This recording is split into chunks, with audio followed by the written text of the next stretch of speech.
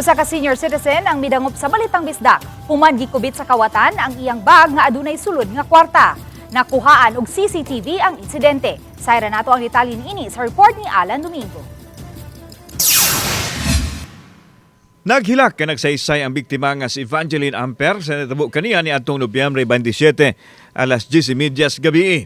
Samtang nakatagpilaw kuno siya sa gamay niyang tindahan daplin sa karsada, gibutang niya ang iyang bag sa uluhan nga adunay sulod nga 9,000 pesos nga halin sa iyang baligyang sudan.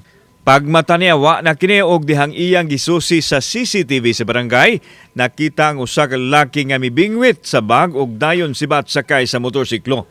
Dili maklaro ang video, hilabi na usab kay naka-raincoat ug nag-helmet ang suspect. Nikuan siya siyang payong giikuot akong giana akong bag. Giana akong bag ikuha niya dayon siyang dagan. Oo, nya pagmata na nako mga alas 12 ko nakamata niya. Nya pagmata nako nangita nako sa akong bag. Mitaho na ang biktima sa kapulisan. Sa nahitabo kaniya nga gi-follow up usab sa Balitang Bisdak. Ato sa pagkikinabi sa Balitang Bisdak sa mga pulis sa Station 10, nasayran nga gihimo na nila ang backtracking sa madapit nga giagian sa suspect isip kabahin silang operasyon. Samtang giklaro sa biktima nga buot lang niyang mapahinumduman ng mga tao nga magmatngon aron dili mabiktima sa mga kawatan.